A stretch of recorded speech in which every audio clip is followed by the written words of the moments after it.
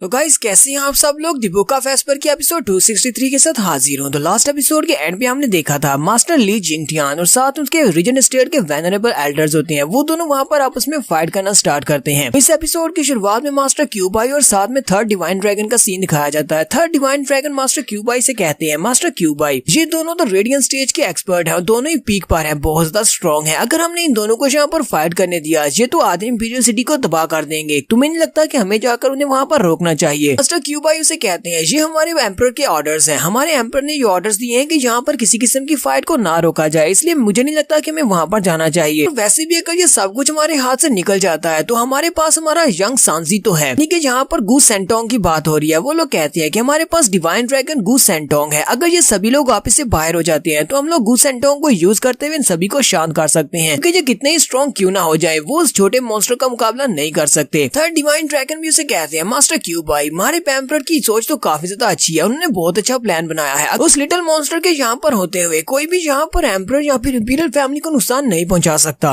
साथ ही वो उसे कहते हैं, मास्टर क्यूबाई तुम्हें नहीं लगता कि अगर हम लोग यहाँ पर उस छोटे मॉन्स्टर को यूज करेंगे तो हम दोनों तो बेकार हो जाएंगे, हालांकि हम दोनों भी डिवाइन ड्रैगन्स हैं। मास्टर क्यूबाई उसे कहते हैं, हाँ ये बात तो सच है कि हम दोनों बेकार हो जाएंगे, लेकिन मुझे इस बात से ज्यादा कुछ खास फर्क नहीं पड़ता, क्योंकि यहाँ पर मास्टर ली जिंगटियान जिसे मैड डिपर कहते हैं और साथ ही हांगपू किंगटियान के वेनरेबल एल्डर जिनका नाम हांगपू फेंगली है, वो दोनों ऑल टाइमर्स है, यानी कि वो एक काफी लंबे अरसे से आर्ट्स और पावर की तलाश में और इन्हें जाकर ये पावर मिली है। अगर वो हम दोनों के बराबर पहुंच भी गए हैं तो इस बात से ज्यादा फर्क नहीं पड़ता, क्योंकि कभी ना कभी तो उन लोगों ने हमारी पावर के बराबर आना ही था, क्योंकि वो लोग हमेशा से पावर के पीछे थे। लेकिन अगर यहाँ पर कोई यंग जनरेशन में से कोई उठता है और हमारे जितना पावरफुल हो जाता है तो फिर हम लोग यूजलेस हो जाएंगे, क्योंकि हमारे डिवाइन ड्रैगन्स के पावर लेवल तक पहुंचना इतना पॉसिबल नहीं है। और अगर कोई यंग एक्सपर्ट निकलता है जो कि इतना स्ट्रॉन्ग हो जाए तो मैं तो दीवार के साथ अपना सर पटक कर मरना पसंद करूंगा। वहाँ पर दूसरी छोटी फैमिलीज के जितने लोग होते हैं वो सभी लोग डर कर भागना शुरू कर देते हैं और यहीं पर फोर्थ प्रिंस को भी दिखाते हैं। फोर्थ प्रिंस जो कि वहीं पर भीड़ में खड़ा होता है, वो सभी लोग जब पीछे की तरफ गिरते हैं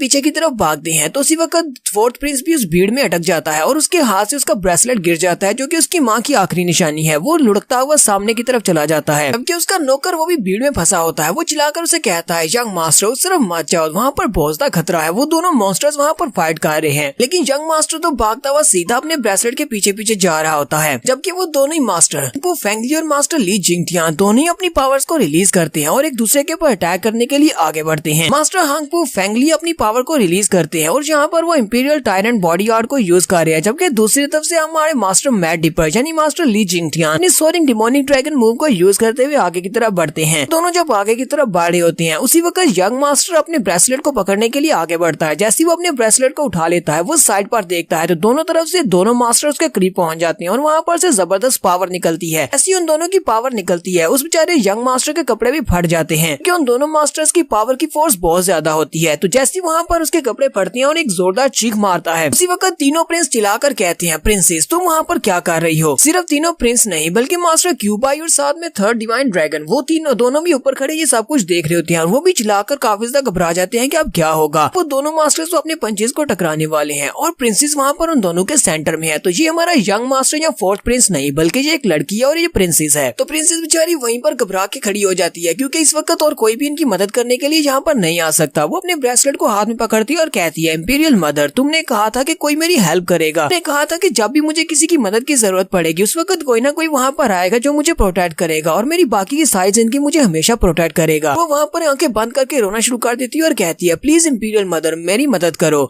उसी वक्त वहाँ पर हमारे ज़ूफैन की एंट्री होती है। ज़ूफैन उसे कहता है, छोटी लड़की तुम्हें एक ऐसी जगह पर नहीं होना चाहिए, ये जगह मॉन्स्टर्स से भरी पड़ी है जहाँ पर बहुत ज्यादा पावरफुल मॉन्स्टर्स हैं, तुम्हारे जैसे एक व्हाइट रैबिट के लिए नहीं है। साथ ही हमारा ज़ूफैन वहाँ पर आने के बाद अपने एक हाथ में अपने सेक्रेट डिवाइन किलिन की पावर को रिलीज करता है, दूसरे हाथ में लेकिन इन सोल्स की पावर को रिलीज करते हुए अपने दोनों हाथों के साथ दोनों मास्टर्स को वहाँ पर रोक लेता है। योंगनिंग भी हैरान होकर उसकी तरफ देखती है और कहती है, तुम हो कौन? इंपीरियल मदर ने तुम्हें यहाँ पर मेरी मदद करने के लिए भेजा है। तो ज़ूफैन उसकी तरफ देखता है, क्योंकि ज़ूफैन को तो नहीं पता कि इंपीरियल मदर कौन है। साथ ही वो अपने किलिन वाली हाथ को फोर्स के साथ पीछे की तरफ झटकता है और मास्टर फेंगली पीछे की तरफ गिर जाते हैं, क्योंकि मास्टर हांगपू फेंगली ने अभी तक ज़ूफैन को नहीं देखा हुआ। वो पीछे हटने के बाद काफी ज्यादा हैरान होते हैं और सोच रहे होते हैं, आखिर ये बंदा है कौन? यहाँ पर सिर्फ मेरी इंपीरियल बॉडी आर्ट को फेल कर दिया, सिर्फ एक ही हाथ के साथ इसने मुझे पीछे की तरफ झटक दिया। तो मास्टर फेंगली को पीछे झटकने के बाद हमारा ज़ूफैन मास्टर ली जिंगटियान से कहता है, मास्टर ली जिंगटियान क्या मुझे तुम्हें भी पीछे की तरफ धक्का देना पड़ेगा? तुम अभी तक पीछे क्यों नहीं हट रहे? तो ली जिंगटियान जल्दी से उसके सामने झुक जाती आती है और कहती है बटलर ज़ूफैन प्लीज मुझे माफ करना। दोनों प्रिंस जैसे उसका नाम सुनते हैं उन दोनों के मुंह खुले के खुले रह जाते हैं। साथ ही मास्टर हांगपो फैंगली वो भी चिल्लाकर कहती है तो क्या ये ज़ूफैन है। मास्टर हांगपो और उसके साथ साथ सर लेंग वुचेंग वो दोनों ही बहुत हैरान होते हैं और कहते हैं एसोटेरिक डिबेट को खत्म हुए अभी सिर्फ 6 महीने गुजरे हैं और 6 महीने में ये बंदा इतना ज्यादा स्ट्रॉन्ग हो चुका है कि इसका ऑरा पहले से बहुत ज्यादा डिफरेंट है। हमने एसोटेरिक डिबेट के दौरान जिस मॉन्स्टर को देखा था अब तो ये वो बिल्कुल भी नहीं रहा, अब तो ये बदल चुका है, अब तो ये वाकई में एक मॉन्स्टर बन चुका है। जरा इसकी बॉडी से निकलने वाले ऑरा की तरफ देखो। थर्ड डिवाइन ड्रैगन मास्टर क्यूबाई से कहते हैं क्यूबाई तुमने कहा था कि अगर कोई यंग एक्सपर्ट हमारी पावर लेवल के बराबर पहुंच जाता है तो तुम अपना सर पटक कर मर जाओगे, तो क्या अब हमें क्या करना चाहिए, क्या हमें अपना सर पटक कर मर जाना चाहिए। लगता है कि अब नौजवान नस्ल ने हमारी जगह ले ली है। मास्टर क्यूबाई उसकी बातें सुनने के बाद काफी ज्यादा शर्मिंदा हो रहे होते हैं और फिर साथ ही वो सोच रहे होते हैं ज़ूफैन ने यहाँ पर 2 रेडियंट स्टेज के एक्सपर्ट्स को सिर्फ सिंगल हैंडेडली रोक लिया, तो मतलब तो यह है कि ज़ूफैन बहुत ज्यादा स्ट्रॉन्ग है। लगता है कि एम्परर को अपना प्लान चेंज करना पड़ेगा, लू फैमिली को हराना है पॉसिबल नहीं रहा। और मुझे लगता है कि अब हमें ज़ूफैन को देखने की आदत डाल लेनी चाहिए क्योंकि अब वो 8वीं बड़ी फैमिली बनने वाले हैं तो इंपीरियल फैमिली में आते जाते रहेंगे। मिस्टर जिया आगे बढ़ती है और ज़ूफैन से कहती है बटलर ज़ूफैन तो तुम यहाँ पर वाकई में पहुंच जाए हो। जबकि योंगनिन अभी वहीं पर गिरी पड़ी होती है, वो उसकी तरफ भी देख रही होती है। मिस जिया उसे कहती है कि लड़की क्या तुम ठीक हो, कि उस लड़की का ध्यान सिस्टर जिया की तरफ बिल्कुल भी नहीं होता। वो ज़ूफैन की तरफ भी देख रही होती है और उसे कहती है क्या तुम ज़ूफैन हो। फिर साथ ही वो चमकती हुई आंखों के साथ ज़ूफैन से कहती है मैंने तुम्हें लगता है पहले भी कहीं पर देखा है, तुम तो पहले से बहुत ज्यादा खूबसूरत हो। जितना मैंने तुम्हारे बारे में सुना था कि तुम एक डेविल हो, लेकिन तुम तो डेविल की तरह बिल्कुल भी दिखाई नहीं देते, तुम बहुत ज्यादा हैंडसम हो। ज़ूफैन उसकी बात सुनने के बाद हैरान होता है जबकि मिस जिया बहुत ज्यादा गुस्सा होती है। और यहीं पर हमारी एपिसोड 263 का एंड हो जाता है। एपिसोड की एक्सप्लेनेशन अच्छी लगी हो तो कमेंट करके जरूर बताइएगा। चैनल को सब्सक्राइब कर दे, वीडियो को लाइक और शेयर कर दे। शुक्रिया।